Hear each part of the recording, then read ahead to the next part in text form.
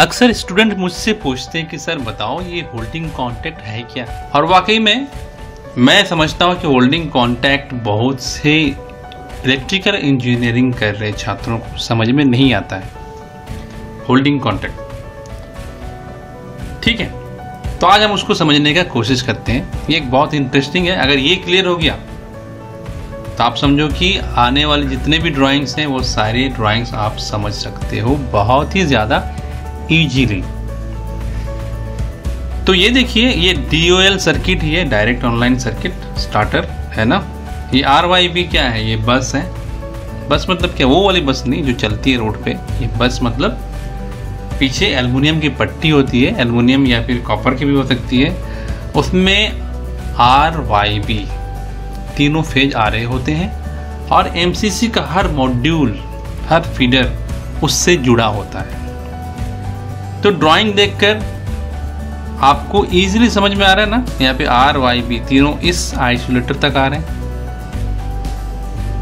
और आइसोलेटर के बाद नीचे इस कॉन्टैक्टर के इस कॉन्टैक्ट तक आ रहे हैं, मगर अभी कॉन्टैक्टर ऑन नहीं हुआ है क्योंकि उसके अंदर एक कॉइल होती है और उस कॉइल को जब तक सप्लाई नहीं मिलेगी तब तक ये कॉन्टैक्टर एनर्जाइज ही नहीं होगा, और जब तक ये एनर्जाइज नहीं होगा ये कॉन्टैक्ट मेक नहीं होगा।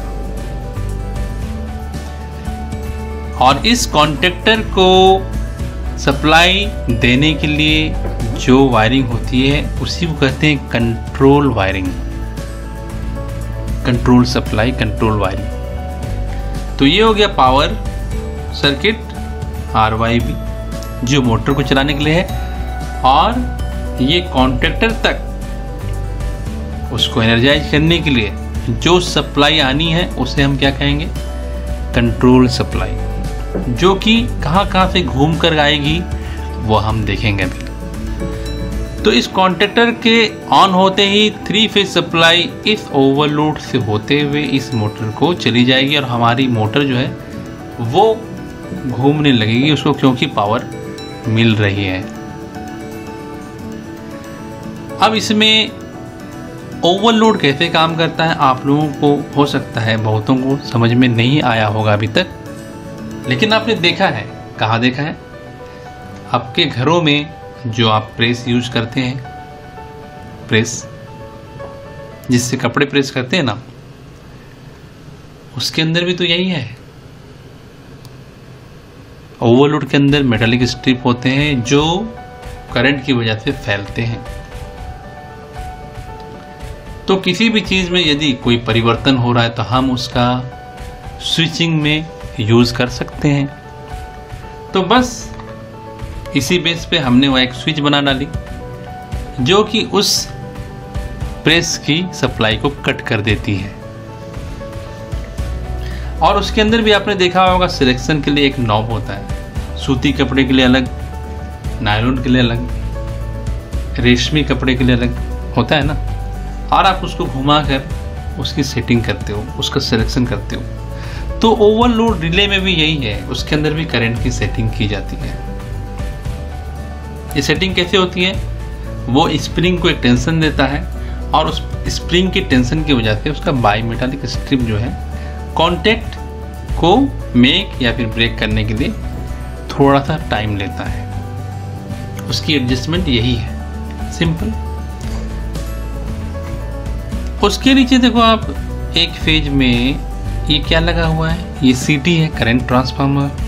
ट्रांसफार्मर ही है लेकिन ये इंस्ट्रूमेंट के लिए यूज में आ रही है ट्रांसफार्मर ही।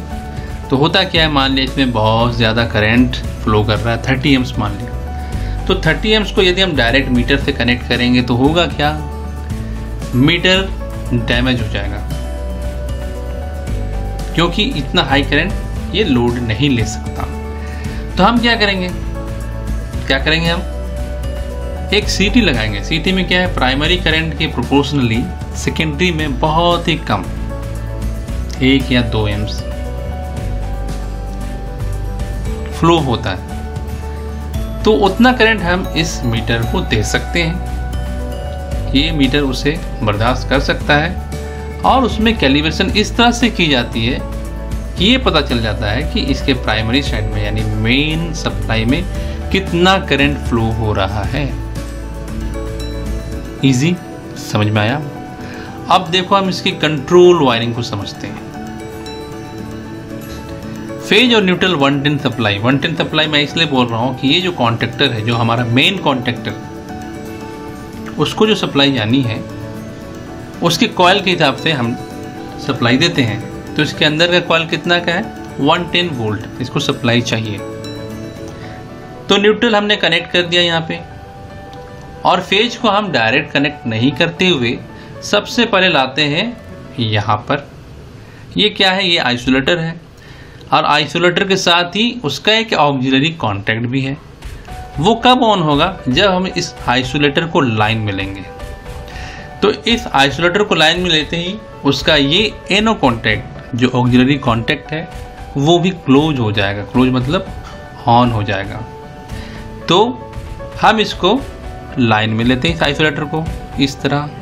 ये देखो, जैसे ही हमने आइसोलेटर को लाइन में लिया, ये RYB तीनों यहाँ तक चले गए, ऊपर से भी यहाँ तक चले गए। क्यों? क्योंकि ये पैरेलल में फ्यूज फेलियर रिले कनेक्ट है। अब ये फ्यूज फेलियर रिले क्या है? आपने पढ़ा ही होगा कि यदि एक फ्यूज कहीं ब्लो कर जाता है, यानी फ्यूज उड़ जाना, इसको बोलते हैं ब्लोइंग, यदि ब्लो हो जाता है तो बाकी Y और B फेज जो मोटर को जाएंगे, उसकी वजह से मोटर हीटर की तरह बिहेवियर करेगा, क्योंकि उसमें सिर्फ 2 ही वाइंडिंग सप्लाई से कनेक्टेड है। क्लियर? तो ये मोटर यहाँ पे घूमेगी नहीं, बल्कि वो हीटर बन जाएगी और हमारी वाइंडिंग जल जाएगी। इसलिए fuse failure relay just fuse के पैरेलल में लगाए जाते हैं। इनकी सेटिंग बहुत ही कम होती है। मान लीजिए 60 एम्स का फ्यूज है, ठीक है, और ठीक पैरेलल में ये हमने 2 एम्स की MCB लगाई हुई है। यहाँ पे आप मान लो कि ये MCB है। इनमें से यदि एक भी फ्यूज उड़ गया तो मोटर तो करंट लेना चाहेगी।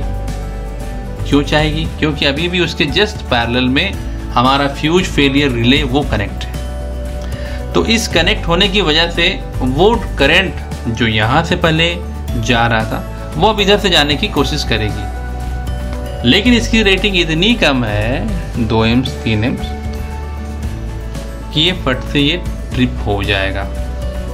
फ्यूज फेलियर रिले ट्रिप हो जाएगा, मतलब ये गिर जाएगा। जिस तरह MCB ड्रॉप होता है ना, उसी तरह ये भी। तो यहाँ 3 पोल तो इसके काम कर रहे हैं, इसलिए मतलब ये इसके पैरेलल में कनेक्ट है सप्लाई के लिए। और एक जो पोल है ना, यहाँ पे हम MCB मानकर चल रहे हैं, तो मान लें ये एक पोल है एडिशनल, उससे कंट्रोल की वायरिंग कनेक्ट है। फ्यूज फेलियर रिले के अंदर भी यही है, उसमें 3 पोल होते हैं, ठीक है, और एक ऑक्सिलरी कॉन्टैक्ट भी होता है। ऑक्सिलरी कॉन्टैक्ट में जो कंट्रोल की वायरिंग होती है वो इससे कनेक्ट की जाती है। तो हम इसे भी लाइन में लेते हैं, लेकिन उसको लाइन में लेने से पहले आप ये देखो कि अभी हमारी जो फेज की सप्लाई यहाँ तक आ रही थी, अब इसके ऑन हो जाने की वजह से अब इस ओवरलोड रिले से होते हुए अब यहाँ तक पहुँच गई FFR यानी फ्यूज फेलियर रिले तक। फिर से देखिए, ये कॉन्टैक्ट मैंने फिर से इसको ऑफ कर दिया है ना। ये आइसोलेटर मैंने ऑफ करते ही ये भी कॉन्टैक्ट ओपन हो गया ना, तो यहाँ पावर नहीं जा रहा हमारा कंट्रोल वाला। जैसे हम आइसोलेटर को ऑन करते हैं तो ये सप्लाई आगे बढ़ जाती है, और ओवरलोड रिले में ये कॉन्टैक्ट ऑलरेडी NC होता है, क्योंकि ओवरलोड रिले जब तक हमारा हेल्दी है, जब तक वो सही है, मतलब हाई करंट से वो ट्रिप नहीं कर रहा है, तब तक उसका ये कॉन्टैक्ट क्लोज ही रहेगा। तो ये सप्लाई अब आगे बढ़ गई और FFR फ्यूज फेलियर रिले तक चली गई। अब हम फ्यूज फेलियर रिले को भी लाइन में लेते हैं, यूँ इसके लाइन में लेते ही सप्लाई और आगे बढ़ गई और ये चली गई स्टॉप बटन में। उसके जस्ट नीचे स्टार्ट बटन है। अब देखिए, इंडस्ट्री में जितने भी बटन्स होते हैं ना, वो स्प्रिंग लोडेड होते हैं। ऐसा नहीं कि घर में हम जो स्विचेस ऑन करते हैं तो ऑन करते ही उसका स्टेटस चेंज हो जाता है, वो ऑन ही पड़ा रहता है, और ऑफ करते तो ऑफ ही रहता है, ऐसा नहीं है। इंडस्ट्री में जो बटन होते हैं वो जब आप उनको प्रेस करेंगे तो आगे की ओर जाएंगे, मगर वापस फिर उसी जगह पे लौट आएंगे। तो यहाँ पे ये जो स्टॉप बटन है वो इस कॉन्टैक्ट को क्लोज कंडीशन में रखा है, और ये जो स्टार्ट बटन है जब हम इसको प्रेस करेंगे तो ये कॉन्टैक्ट उस वक्त क्लोज होगा जब ये यहाँ पे टच होगा, लेकिन तुरंत ही ये वापस भी हो जाएगा। जैसे आपने हाथ छोड़ा ये वापस इसी जगह पे आ जाएगा।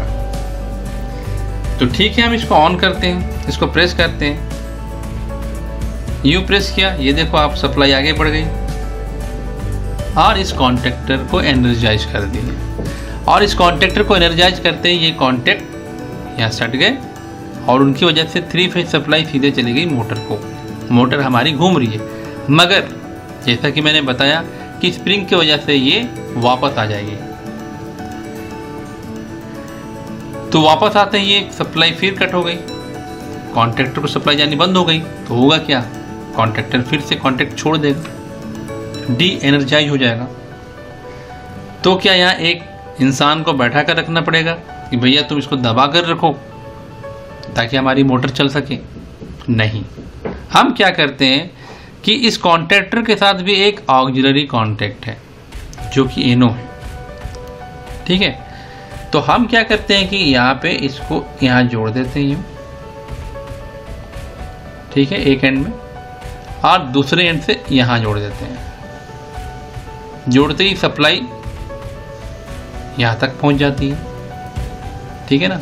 ये देखो सप्लाई अब ऊपर से आते हुई इस एंड तक मिल रही है ना इसको। अब क्या होगा, जैसे ही हम स्टार्ट बटन दबाते हैं तो ये कॉन्टैक्टर एनर्जाइज होता है और ये जो एनो कॉन्टैक्ट है वो क्लोज हो जाता है और उसके थ्रू ये सप्लाई जो है उसको मिल रही है, ठीक है। इसके थ्रू भी मिल रही है, लेकिन क्या होता है कि थोड़ी देर में ये वापस ऐसा आ जाएगा, स्टार्ट बटन आएगा ना, क्योंकि इसके अंदर स्प्रिंग है। मगर इसके जस्ट पैरेलल में ये कनेक्ट है, ये देखो ऊपर से ये सप्लाई आ रही है ना यहाँ पे, और जैसे ही कॉन्टैक्टर को ऑन किया गया तो ये कॉन्टैक्ट हमारा क्लोज हो गया, ये देखो, और ये सप्लाई इसके थ्रू अब इसको मिल रही है, इसके थ्रू, है ना।